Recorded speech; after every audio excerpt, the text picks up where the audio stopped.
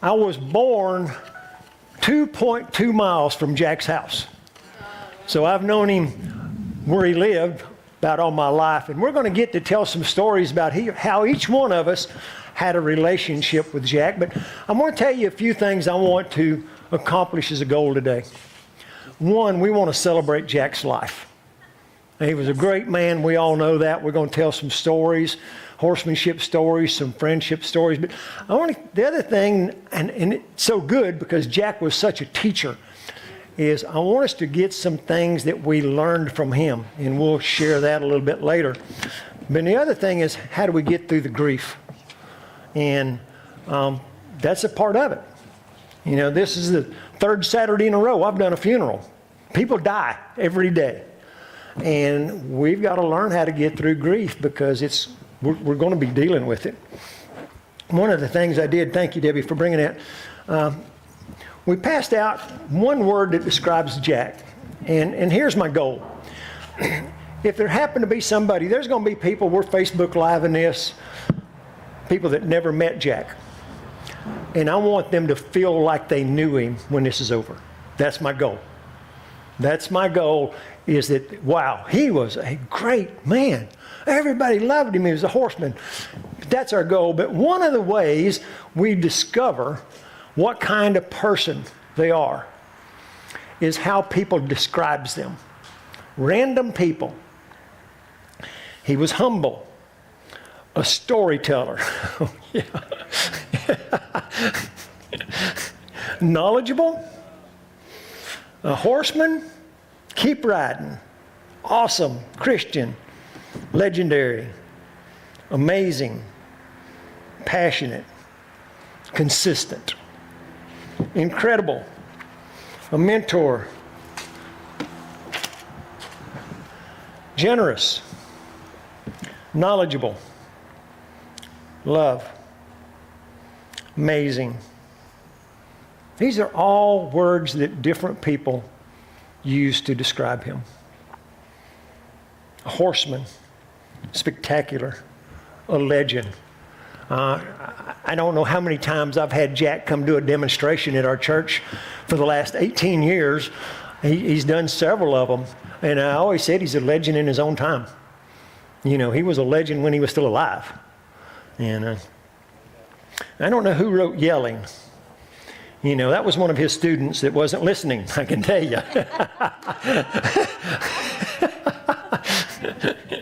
A Christian, patient, intuitive, inspiring, and outstanding.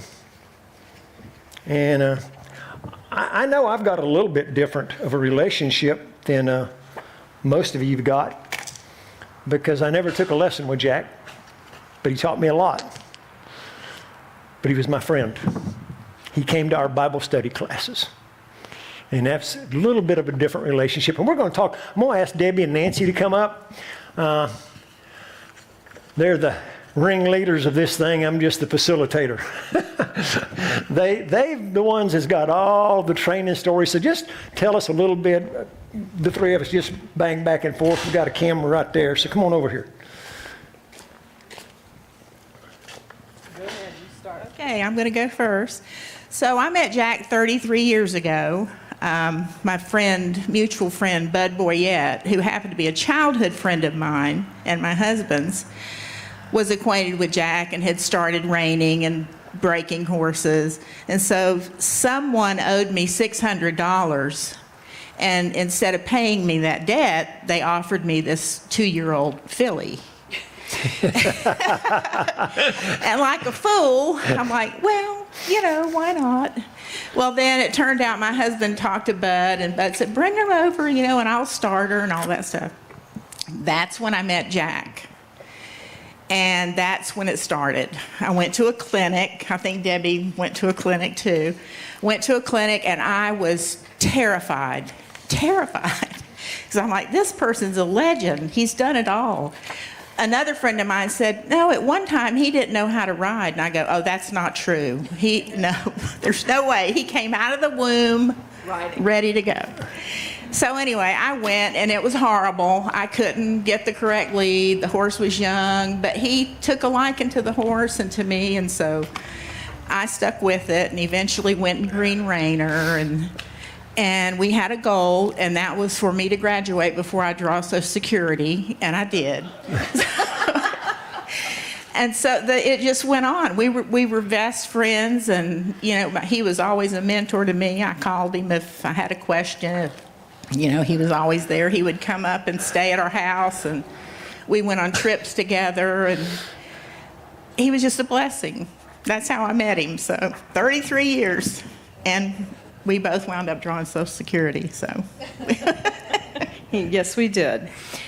I met him, and I never did go back and calculate the years, but it's somewhere between 33 and 37. It's been a very long time. And I, too, had a young horse. Should never have had a young horse. Didn't have horses. Didn't know anything about him, but he was pretty, really pretty. And he was a black and white paint. And I was like, oh, look, this is advertised. I'm going to go do this. And then I called him and said, okay, so I've never ridden the horse. He's 3. He's a little on the slight side, but I've done a lot of groundwork with him. And of course, Jack, what did he say? Bring him. And I was like, okay, are you sure I'm going to be way behind everybody else? No, just bring him. And I did, and he worked with them, and it was an unbelievable experience, and it was just the beginning of a long journey riding horses. And the horse was never intended to be a reiner, though he made it as much of a reiner as he could. And one day he said, okay, we're going to go to a reining. And I said, okay. It was the February Classic. We pull in, there's 400 horse trailers, there's all these fancy horses, and it was like, oh my goodness, what have you done to me? And then that was the beginning of the journey. It was an experience, learned a lot. He told me to go and scribe for the judges, to learn even more of what they're looking for, and he just gave unbelievable wisdom all throughout the journey of being a trainer for me and being a friend and a mentor. I hope you don't mind. I'm going to sit down in between. I had a knee replacement, and then I fell Wednesday and hyperextended it, so I'm going to stay off of it as much as I can. But my first thinking is I live just a little over 2 miles, 2.2 miles. I actually checked it this week from Jack's house, and then it was 1.1 miles to Peace Valley Ranch. How many of you knew about Peace Valley Ranch? Ed Rogers and Joker Traveler. That was the team back then.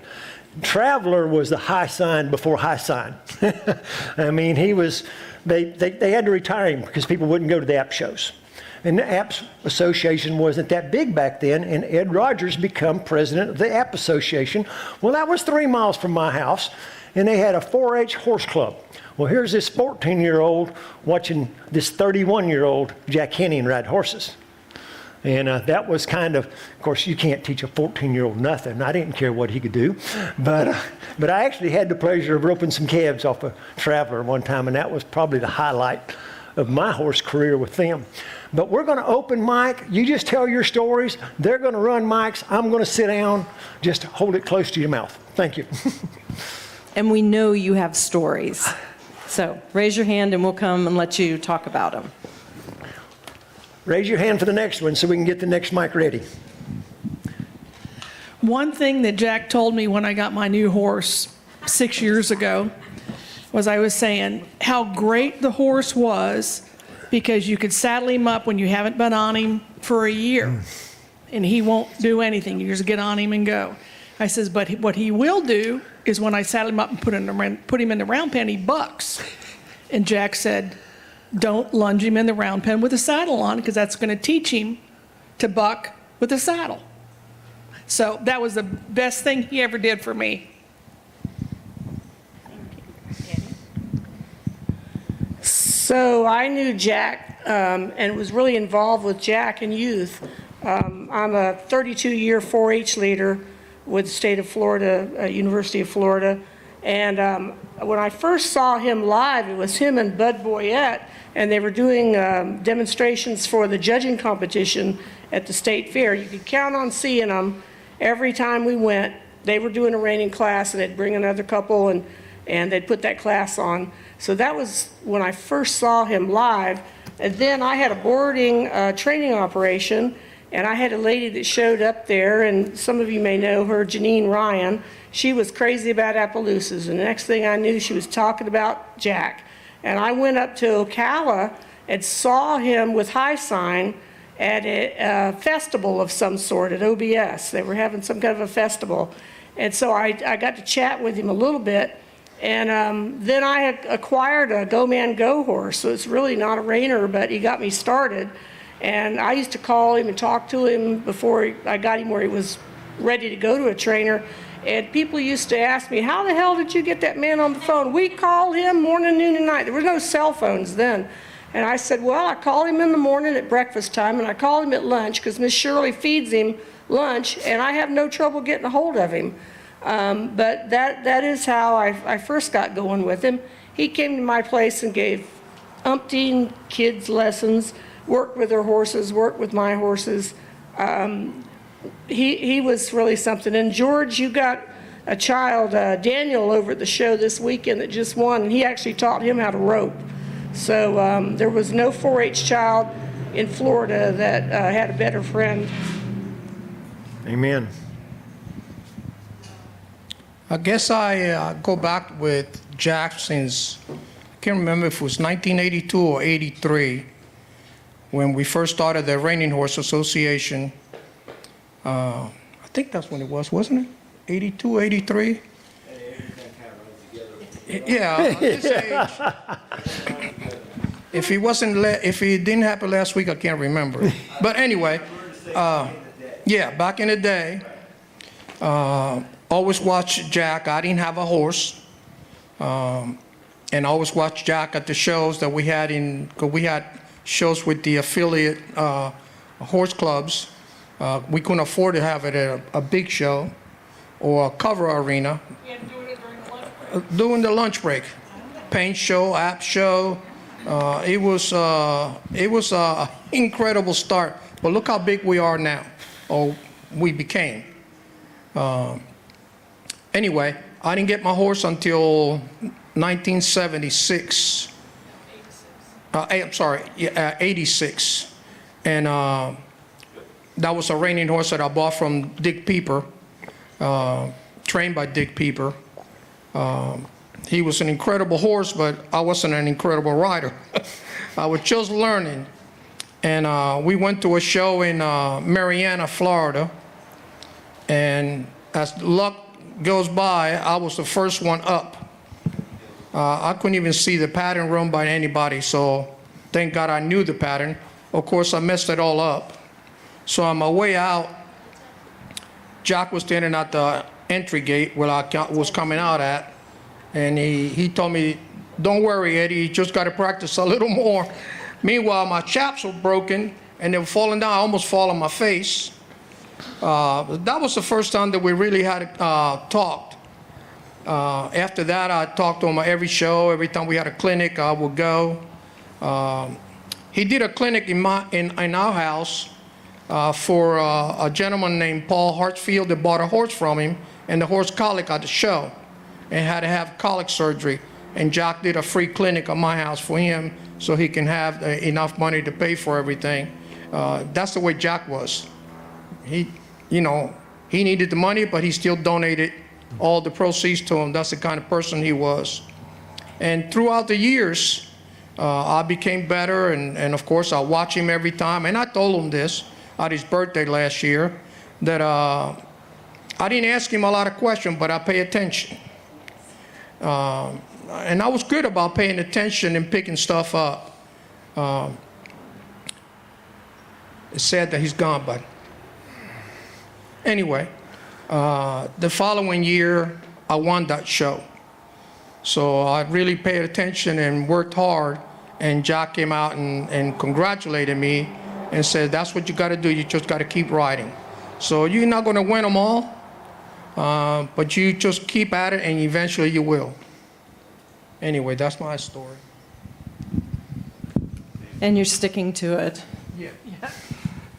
Y'all keep your hands raised up so we can keep a mic at you. Yeah. I know some of you here, some I don't. My name's Marvin Stone. This place goes way back for me. I started right out here in a pair of penny loafers and Sansa pants, and that's no joke. Let's go for a trail ride. Are you kidding me? I did. I went for a trail ride and ended up on my ass out there, knocked out. I was knocked out. Knocked out. That's my horse. That's the start of my horse story. And in some ways it got worse. Then it got really good. Went to a clinic of his, and here we go. Same thing. But my story is I was chasing a buckle. And Marvin, we got to go to Dixie National. They got a big horse show out there, and we got to go out there, and we got to go for it. I said, okay, fine. Well, the bottom line, I found out later that he had a horse that needed to get some points, and he needed to go out there. What he needed to do, it was a ride. I was his ride, okay? That's what I found out. But, I mean, he was my man. I really didn't know what I was doing, but he was my man, So, typical Jack, let's leave early if we're going to get out there now. Let's leave early. Yeah, well, Marvin got this horse coming on training, these people don't know. We leave at 2 o'clock in the afternoon. Well, that's not a good time to leave because I get out, I drive. We get out to Dixie National. I said, I don't know anything. I said, Jack, what hotel we got? Now I woke him up. You got to understand that. I said, what hotel we at? We're here. Oh, Marvin, you didn't get a hotel? I said, no, I didn't. I thought, you're in charge. I'm not. Hell, I'm just here. He said, oh, Lord. Drive up here. I always stay here. They know me. Don't worry about it. They know me. Now, this is Dixie National. This is a big horse show, guys. I mean, you got to make reservations, okay? I pull up. I get out. I go in. This one young girl was behind. I says, hey, I'm Marvin Stone. You have a room. She looked at me like I was, what? I said, yeah, I need a room. She went, there's no room. We've been sold out for months. This is Dixie Nationals. I said, well, I don't know what to do. I come up here with my trainer, and another town? Is there someplace we can go? She said, oh, man, this thing's been sold out forever. Because they had Dixie National was a quarter horse show, and then they had an Appaloosa show right after, and it was a huge, huge show. I look up behind this young girl. There was a mural on the wall, and it was Jack riding a horse. I said, well, I don't know. You see that guy right there in that mural? She said, oh, yeah. Oh, yeah, I know him. I said, well, he's sleeping in my back seat, for God's sake. Could you have a room? Not only did we get a room, we got a suite. It only had one bed in it. I look at Jack and said, Jack, you go ahead. I'll sleep on the couch. I'm good with that. But at that show, I realized at that show what a legend this guy was. He was the real deal. None better. How many world championships did he win? Over 50 on high sign. I mean, who does that? Who does that? This guy could ride a monkey. And you know what? I think he'd rather ride a monkey. He was the cowboy that would take the horse that nobody else wanted, and he'd go out and show him. All these other cowboys, these trainers, they will, and he'd go out and get it done. And it may not look pretty sometimes, but he got it done. He's a legend. No doubt about it. I'm blessed to have been associated with this man. He's awesome. Thanks, Marvin. Very few were ever the horse trainer he was and a cowboy. Yep. The guy could rope a calf and rope a steer, let me tell you. Well, that's another. I got another story about that. You want to hear it? I could tell Who's next? We got one over here. Oh my God. And we all have to remember that the one thing he said he wanted to do when he got to heaven was rope cows again. Yes, and to calf rope specifically, because that was his love.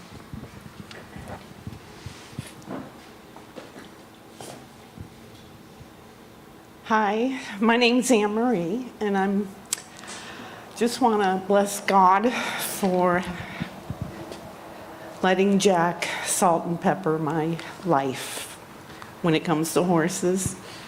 I first met Jack at Cowboy-up Ministry when we were at Lithia Pinecrest, and I saw his first, and this was back in 2013, and I watched him in amazement when he did his demo. And when it was over, I went up to him and said, I want to have a lesson. I don't have a horse, but I want to have a lesson. And he said, give me a call. We'll schedule something at Winding Trails Ranch. And so my first lesson was glorious, which I'll never forget. I rode his horse, Bay Boy. Anyone knew him? And I was just a rider where I just knew you kicked, held the reins and kicked. And by the end of that lesson, I had done my first spins, my first sliding stops, and my first flying lead change. And I was in heaven. I was happy. I'll never forget that day. Well, let's jump back to 1997 because I find this very interesting. My youngest sister, her first horse, I think she was 13 at the time, got into horses, and my dad and her trainer went somewhere, don't know where, out here somewhere, because we were in Largo, and they came back with her first horse, whose name was Time to Get High.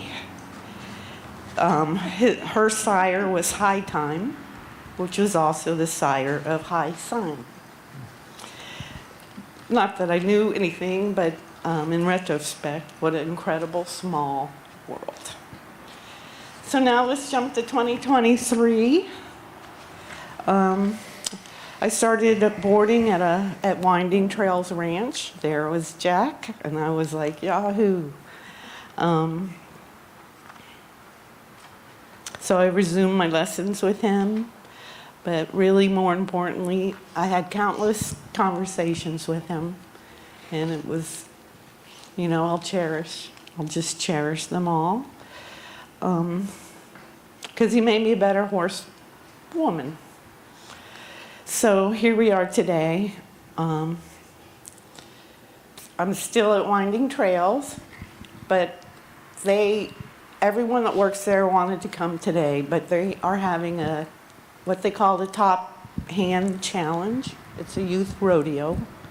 If you know any youth, that's something they should check into and get involved with. So everyone's working and they can't be here today at this celebration. But there's a gentleman there. We sat down and he asked me to say a few words for him. His name is Caesar. He's been at Winding Trail since 2015. And he told me that Mr. Jack was starting to work with a young wild mare named Frosty. Caesar and Jack, they had to work together to even catch Frosty when she was young. And Caesar learned so much about horses from Mr. Jack. Now, after all the years of Mr. Jack riding Frosty, she comes right up to the gate, puts her nose into the halter, and is just excited to go into the barn, get saddled up. I watched him ride Frosty, and he was still like butter riding. So, back to Caesar. Caesar says Mr. Jack was a wonderful person and a good friend and taught me so much about horses. So happy to meet a person like Mr. Jack. So sad for me when he was going. We were really good friends. Caesar was the one that saddled up Frosty. But other than that, he got off. But his last ride, he couldn't get off. Caesar remembers, and Caesar helped him get off. And Caesar remembers Mr. Jack saying, I won't stop riding until I can't get on a horse anymore. Caesar will remember Jack the rest of his life. Who's next? My history, I have a loud voice. I don't really need a microphone. So my history with Jack doesn't go back. You need it quite for as- the Facebook. Oh, okay. Thanks. Doesn't go quite as back as everybody else's. Maybe about 8 years ago, I was looking for a horse and I spotted one on Facebook and kept calling. It wasn't in my price range, but they said, well, come on down and try the horse out. So I wrangled my friend Nancy and Jack to go with me to go look at this horse. And we were going down to the Roebucks to look at a horse. So we get down there, and I had told Bobby Joe that I was bringing my trainer. Well, Jack gets out of the truck, and she's like, that's Jack Hennig. And I said, yeah. I mean, I still wasn't quite aware of who my trainer was at that time. And she's like, I didn't know you were bringing Jack. And I said, well, I told you I was bringing my trainer. She's like, I have to make some calls here. So she started making phone calls and made sure that everybody knew Jack was on property. Anyways, we test rode the horse, and Jack rode her first, and Bobby Joe rode her, and then I rode her, and we hung out for quite a few hours after that. They just adored having him there. It was a real special treat. And at this point, I'm trying to figure out what is going on here. This man he's a legend, and he's my trainer. So anyways, we started driving home, and Jack said, if you like her, go ahead and buy her, and I'll go pick her up, and I'll keep her for a couple weeks. And his saying, I don't know if he said it to all the horses, but I'll keep her and get the junk out of her. And he kept her for 2 weeks and probably rode the pants off of her. And then when he delivered her, we were at Ted's when I got her, and then Lily went to Nancy's, and Nancy kept her for a couple weeks. And then I would have my weekly lessons with Jack, and I would never really get to ride my horse. Jack was on Lily more than I was, and my mom at the time, she would say, did you get a chance to ride? I'm like, no, not this time. And then I'd have another lesson, and my mom would ask, did you ride? I'm like, no, he's working with her. So it was a good while before I started to ride her, and I still have the horse, and every day I'm reminded of the story of how I got her. Hi, I'm Kathy Boger. My husband Carl wrote something on Facebook for him. I hope I can get through this. So Carl says, yes, I was told if he ever touched his cap, he was a little bit frustrated with you. By the end of his lesson, Jack had a firm grip on the bill of his hat and wasn't letting go. He says, so far I've never met a better horseman and a genuinely nice man. Thank you. Good job. I don't think I ever heard the word trainer and friend put together more than Jack Hennig. Because not all trainers are your friend. I didn't have you in mind, George. I've been through them all, though. You gotta know that, right? Okay. Who's up? Hi, my name's Kelly. Jen and I, about the same time, started riding with Jack. Thank you, Nancy. Because if it wasn't for Nancy, I wouldn't have. You think you got it, you don't. So, flying lead changes. So I wanted to show trail and get in the Western, the rail class, the whatever I could. But anyway, if you didn't know how to do a lead change, Kathy, we rode together with him over at Ted's. There was a little group of us, Nancy, Jen, I think Tanya was over there once or twice, but boy, looky here. I'd get my lesson in. I did get my lesson. After that, my horse was gone for like 5 hours. He rode Peppy the whole time. And I just sit and watch. But thank God for Jack. I miss him. I know everybody has some good stories. I don't go that far back as a legend, but I won't forget him. Amen.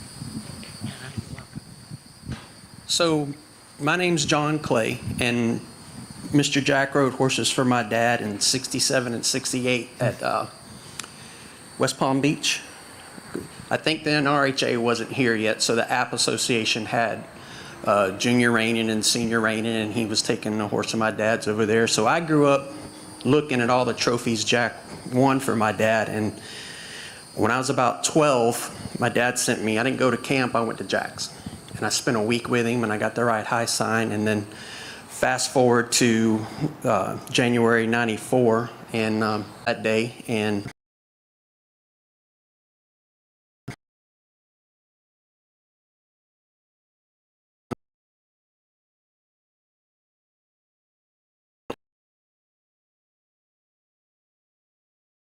got driving story going to the Dixie National.